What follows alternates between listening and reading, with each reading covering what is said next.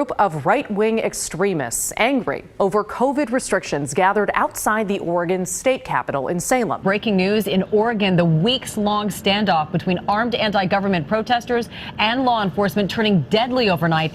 And it's become a recurring theme in American politics. Political violence and threats of violence are increasing. Now, the American people are seemingly more divided than ever as political violence reaches a fevered pitch around the country. Well, folks in America are very divided and often very angry. We have seen how some of the channels thrive on demonizing the other side of the political spectrum and encouraging that anger. And that's a challenge for our democracy. The number of threats have gone up a lot. Probably everyone who serves in Congress has had serious threats. So in 2020 November, we had just certified our election, and the next day we came into the office and I got notified by somebody, hey, you better go look across the street. We have a parking lot the county owns directly across the street from us. And I went over there, and sure enough, written in, it was I'm just approximately probably 8 to 10 foot lettering done with a roller brush, like a big house paint roller in white paint. And it said, vote don't work, next time bullets. Like I said, it was really disturbing, and it set me back. I was not prepared for that. And of course, then my mind went to, okay, who do I've got to report this. I took it as a direct threat. Since that time, you don't try to live with it in a daily basis, but your mind can't help but go through that every time you see that parking lot, or as you come closer to an election, you wonder, what really did that mean? Have you ever been on the receiving end of any threats of violence? I have. Would you like to elaborate on any of those? Nope.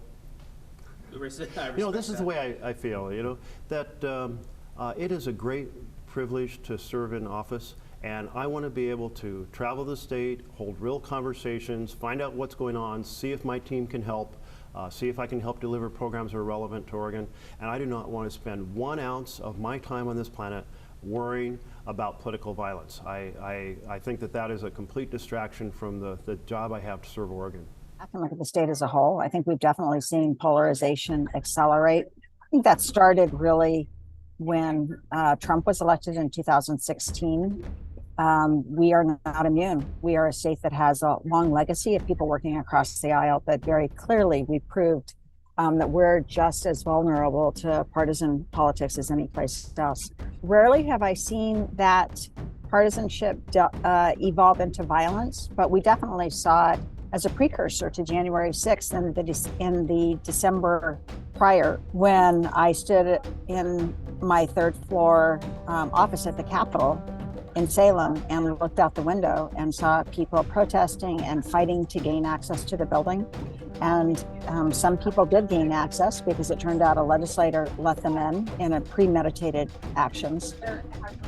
But when I looked at the videos of January 6th later, it was eerily familiar. We saw it first in the state of Oregon. I don't see where there's been a significant increase in what I would describe as political violence.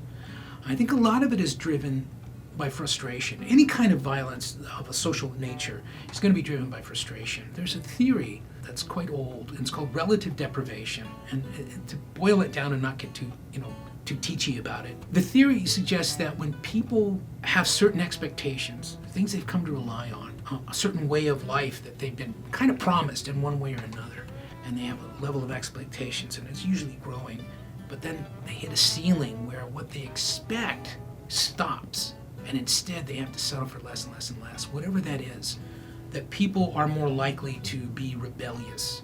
It doesn't have to be actual deprivation. You may not really be denied anything, but if you perceive that you are, it will generate frustration, right?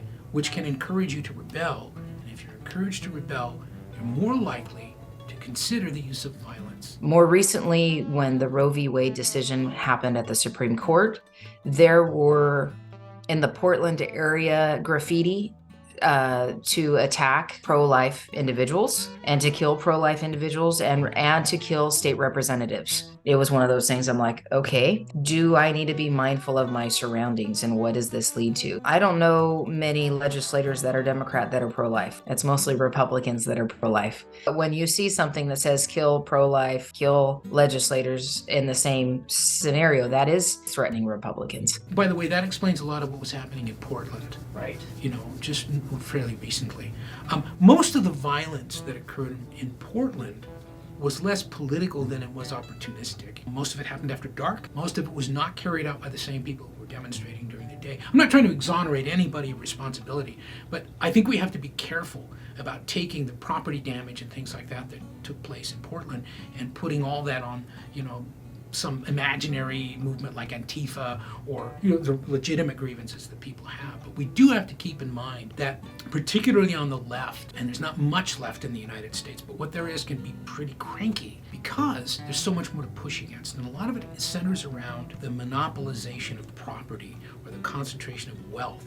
And so the symbols of wealth are property. However, whether that should be the case or not, whether that's fair to small businesses or not, that often is the case. And so at the same time, all of this is self-reinforcing as we have different viewpoints to the extent that that then keeps us from engaging with people who are different than ourselves, to the extent that that makes us choose pathways in which we are reinforced in our own points of view because the people who are surrounding us are people that we share values with, see the world similarly, then, you know, we're just playing in basically to a cycle that puts us all in different corners. Maybe the reason that social media eventually contributes to the downfall of democracy.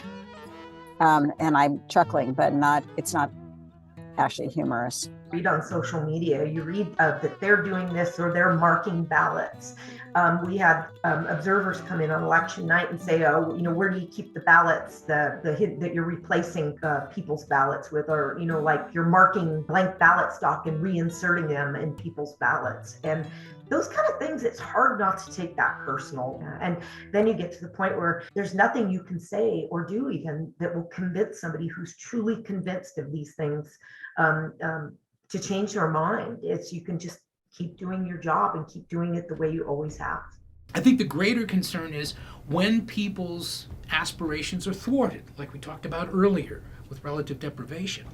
How far are they willing to go? And that is the growing concern. I think it is important to note that while we haven't seen what I would characterize as political violence in our region, it could happen.